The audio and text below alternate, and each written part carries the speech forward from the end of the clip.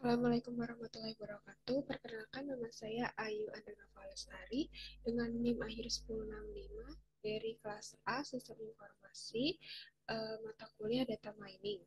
Nah, di sini saya akan menjelaskan hasil kerja saya LKM 2 dengan bahasan yaitu eksplorasi data dengan Matplotlib.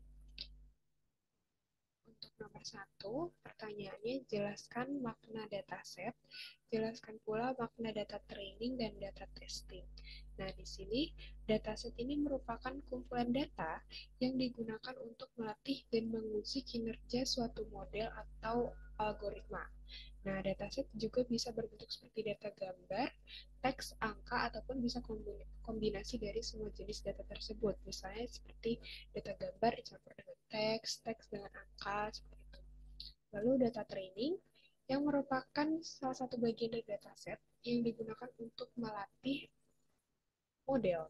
Jadi sesuai dengan namanya, data training, training yaitu melatih, jadi melatih model atau algoritma. Nah, data training ini akan mengajarkan model untuk menyesuaikan diri dengan pola dan karakteristik dari data training tersebut. Nah, selanjutnya adalah data testing.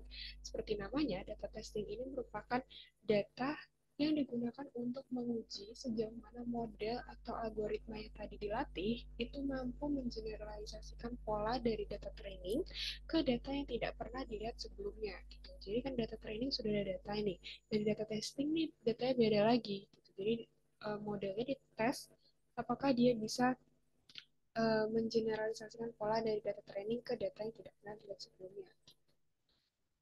Lalu nomor 2, jelaskan proses penyusunan dataset. Nah, sebenarnya untuk penyusunan dataset ini banyak sekali sumber-sumber yang berbeda-beda pendapat langkahnya gitu.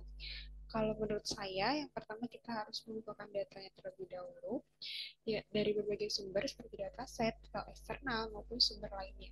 Lalu agregasi data, kelompokkan data, jadi kita kelompokkan dari tingkat yang lebih rendah ke yang tinggi. Misalkan data mengenai uang harian, uang jajan harian gitu. Kita kelompokkan menjadi uang jajan mingguan atau uang jajan bulanan.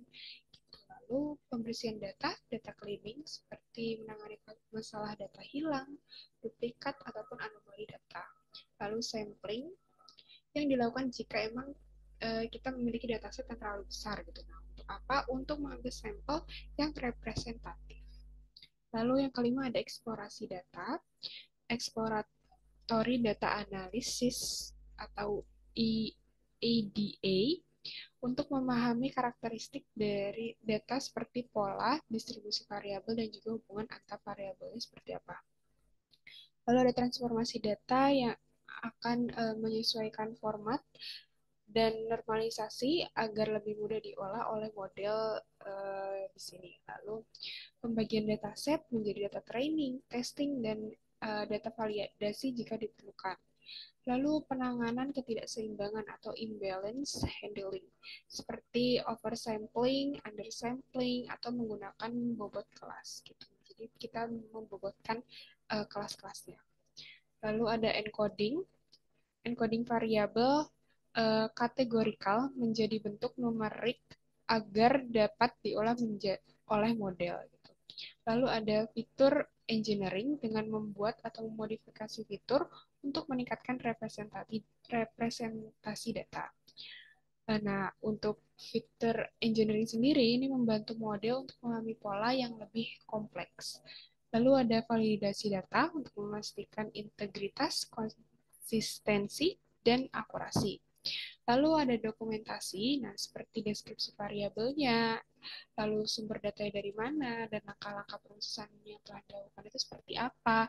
Untuk apa dokumentasi ini? Untuk memudahkan kita komunikasi dengan tim develop mungkin. Lalu yang ketiga, jelaskan makna atribut dataset iris, jelaskan pula makna kelas dataset iris. Nah, atribut dari dataset iris ini ada 4 gitu. Yang pertama ada sepal length, atau panjang kelopak untuk mengukur panjang kelopak bunga iris dalam satuan sentimeter. Nah, panjang kelopak ini memberikan informasi mengenai ukuran fisik dan struktur bunganya seperti apa.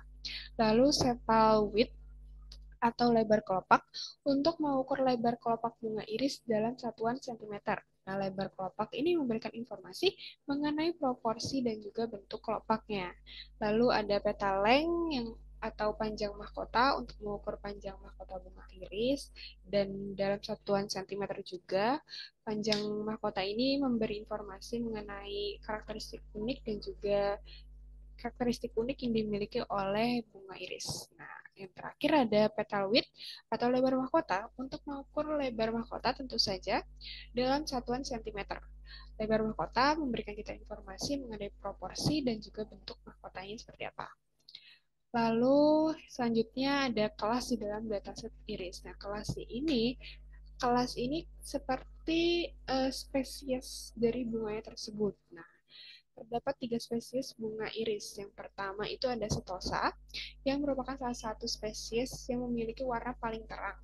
Nah, kelopaknya pendek dan juga lebar, serta mahkota yang lebih kecil dibandingkan dengan spesies lainnya. Bisa disimpulkan bahwa setosa ini yang paling kecil dan terang. Gitu. Lalu ada versicolor, yang merupakan spesies bunga iris yang memiliki warna lebih gelap dari setosa. Lalu kelopak dan mahkota yang lebih besar dari setosa, tapi lebih kecil dari iris virginica. Jadi bisa disimpulkan bahwa versicolor ini punya warna yang lebih gelap dari setosa, lalu ukurannya itu lebih besar dari setosa, tapi lebih kecil daripada virginica. Sedanglah dia. Uh, yang terakhir ada virginica, yang memiliki warna paling gelap, kelopak dan mahkota yang lebih besar daripada spesies lainnya. Jadi Virginica ini adalah yang paling besar ukurannya. Lalu yang keempat, masukkan dataset iris sebagai array 2 dimensi di NumPy. Pisahkan setiap kelas di array yang berbeda, setosa, versicolor, virginica, dan unknown. Nah, di sini kita memiliki dataset iris. Ini isinya. Ada petal width, ada petal length, sepal width, dan sepal length, juga nama spesiesnya apa gitu. Nah, kita ke collab. Nah, di sini kita disuruh untuk masukkan dataset sebagai array 2 dimensi di NumPy gitu. Jadi kita yang pertama udah pasti import library NumPy-nya SNP, lalu kita import matplotlib pilot pyplot SPLT. Nah, di sini seperti soal dua dimensi, kalau dua dimensi kita menurut saya yang paling sederhana untuk membedakan dimensi adalah depannya. Jadi ada dua kurung siku di depan ini berarti dua dimensi. Di sini ada variabel setosa, lalu virginica, versicolor, dan unknown. Lalu dibuat kanan di array-nya dua dimensi. Di sini misal kita ingin mengetahui hasil dari unknown,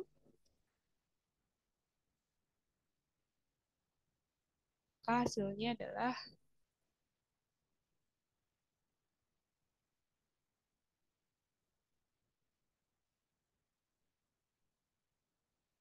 oke, masih loading. Ini hasil dari dua dimensi unknown.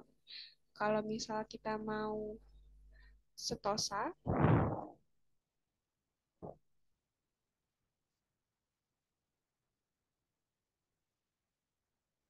nah ini dua dimensi dari setosa, kelas setosa.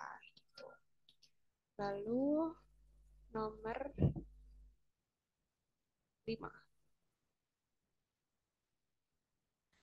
Buatlah scatter plot yang menggunakan pasangan atribut berikut pada setiap kelas termasuk unknown.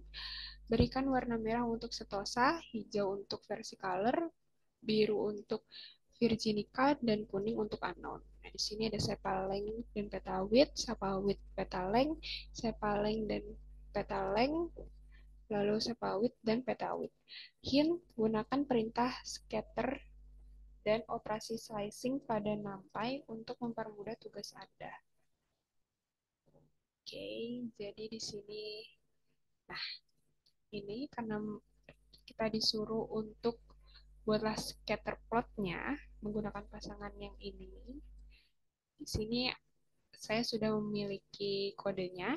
Yang pertama kita harus import matplotlib pyplotnya splt, lalu import import numpy snp. Nah, di sini untuk pasangan sepaleng dan petal width, x-nya x setosanya di sini indeks, ada indeksnya ya.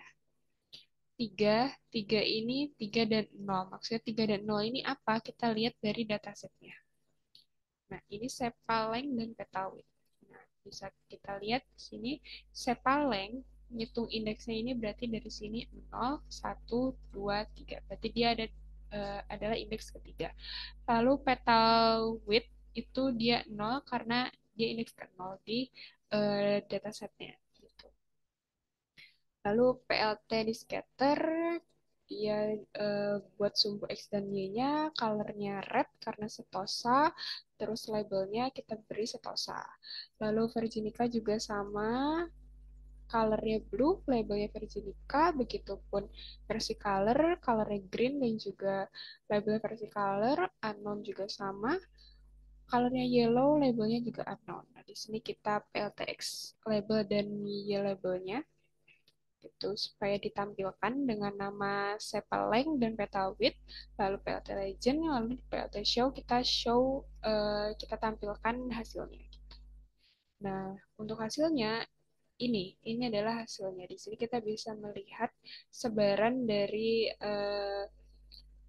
per kelasnya, Setosa, Trigenika, Versicolor Unknown, dengan warna-warnanya dan tempat-tempatnya, range sepalengnya dan juga petawitnya. Lalu di sini untuk sepawit petalengnya, sepawit yang kedua adalah sepawit dan petalengnya tuh.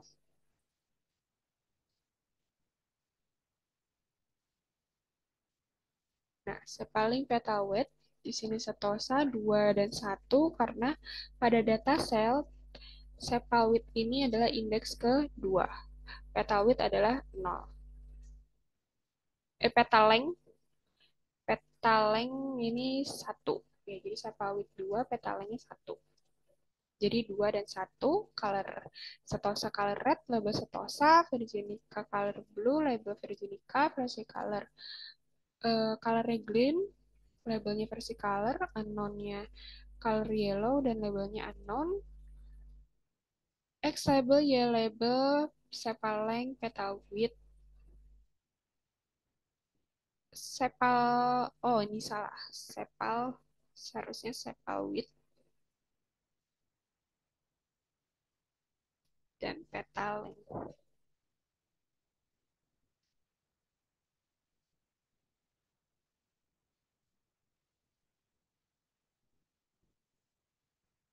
Nah, bisa kita lihat ini hasilnya.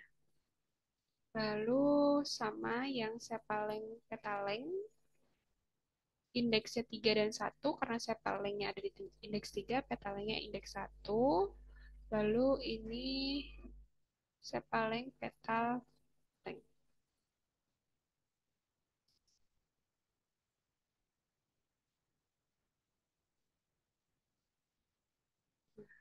Sekarang ini hasilnya. Lalu sepawit dan petawit indeksnya 2 dan 0 karena sepawit ada di 2, petawit ada di 0. Ininya sama sepawit, petawit. Kan ini hasilnya. Oke. Lalu nomor 6. Jelaskan bagaimana karakter pengelompokan setiap kelas pada scatterplot. Nah, jadi pengelompokan setiap kelas pada scatterplot ini dilakukan dengan cara menggunakan warna yang berbeda untuk setiap kelas, setosa, virginica, versicolor, dan unknown. Nah, bisa lihat di sini, ini warnanya beda-beda. Nah, untuk menjelaskan karakter pengelompokan setiap kelas pada scatterplot dalam konteks dataset iris, diasumsikan menggunakan dua atribut saja untuk mempermudah visualisasi, misalnya panjang kelopak, sepaleng, dan lebar kelopak sepal-width. Selain itu, dalam scatterplot ini setiap titik mewakili satu sampel bunga. Nah, mengasumsikan menggunakan dua atribut saja itu maksudnya di sini sepaleng dan juga petaud gitu. Lalu yang ketujuh, perhatikan data yang berjenis unknown. Jelaskan bagaimana cara meramal jenis data unknown. Cara meramal jenis data unknown, di sini kita lihat ya dari gambar unknown ini berwarna kuning. Nah, biar lebih jelas di sini. Nah, unknown ini kan berwarna kuning ya. Kalau kita mau memprediksi unknown ini termasuk ke kelas apa, kita hanya perlu melihat titik-titik di sekitarnya berwarna apa. Misalkan di sini berwarna merah, berarti dia termasuk ke kelas setosa. Lalu di sini dia berwarna hijau, masuk ke versicolor. Kalau berwarna biru, berarti dia masuk ke virginica. Sesimpel itu. Dan 8. Buatlah paralel koordinat plot dari data yang berkelas setosa, versicolor, dan virginica. Berikan warna merah untuk setosa, hijau untuk versicolor, biru untuk virginica, yang menggunakan perintah plot dan operasi slicing pada NumPy untuk mempermudah tugas Anda. Oke, di sini kita ada code-nya. Yang pertama kita import matplotlib pyplot splt, lalu import numpy smp, lalu di sini kita ada variabel membuat numpy array-nya, ada peta width, peta length, sama sepal width dan juga sepal length-nya. Lalu untuk data di dalam range length setosa, di sini kita ada plt plot, jadi di plot dengan x setosa data, lalu colornya red, sini ada blue, green, setosa, virginica, dan versicolor, lalu line style-nya dia solid. Gitu. Lalu setelah itu kita show, kita tampilkan hasilnya, dan hasilnya akan muncul seperti ini. Tuh. Ya, bisa dilihat di sini. Lalu jelaskan bagaimana karakter pengelompokan setiap kelas pada koordinat plot. Gitu. Nah, pengelompokan setiap kelas pada koordinat plot di sini tuh dilakukan dengan cara melihat koordinat rentang dari setiap kelasnya. Misalnya setosa, virginica, dan versicolor. Contohnya, kelas setosa dengan warna merah berada pada rentang 0 hingga 5,5 di sini. 0 hingga 5,5. Ya. Nah, pada rentang 0 hingga 2, 0 hingga 2, setosa berada pada wilayah petalwidth dan juga petaleng. Gitu, petalwidth dan petaleng gitu. Dan begitupun seterusnya. Lalu hasil dan analisis data dari lembar kerja ini adalah dataset merupakan kumpulan data yang digunakan untuk melatih dan menguji kinerja suatu model atau algoritma. Terdapat beberapa bagian dataset, yaitu data training, data testing, dan validasi jika dibutuhkan. Lalu dataset memiliki atribut dengan nama iris dan juga kelas iris. Atribut iris terdiri dari sepaleng, sepal width, petal length, dan juga petal width, sedangkan kelas iris terdiri dari setosa, virginica, dan juga versicolor. Nah, dalam pengolahan dataset, terdapat teknik scatterplot yang digugakan untuk menampilkan hubungan antara dua variabel numerik dalam bentuk titik di dalam koordinat kartesius atau kartesian. Nah, pengelompokan setiap kelas pada scatterplot dilakukan dengan cara menggunakan warna yang berbeda untuk setiap kelas. Nah, setosa, virginica, versicolor, dan unknown seperti tadi, merah, kuning, lalu ada biru, dan juga hijau.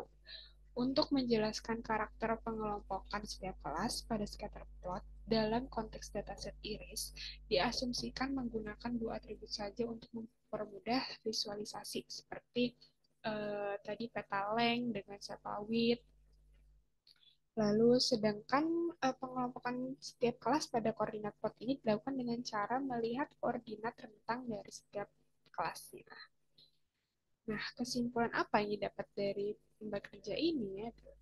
kesimpulannya itu Matplotlib adalah salah satu perpustakaan Python yang paling populer digunakan untuk visualisasi data.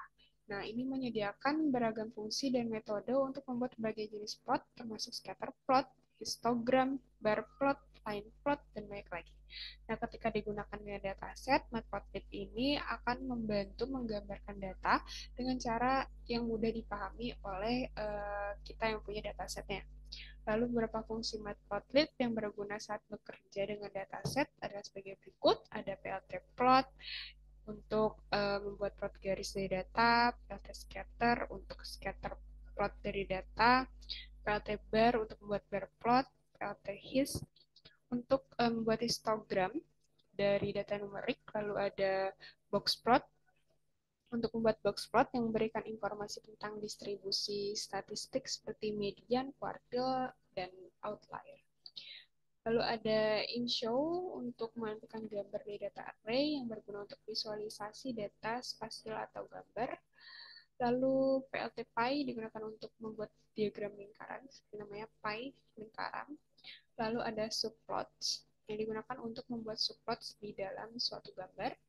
Ada X label dan Y label yang tadi kita gunakan untuk memberikan label sumbu X dan juga Y pada plot kita. Gitu.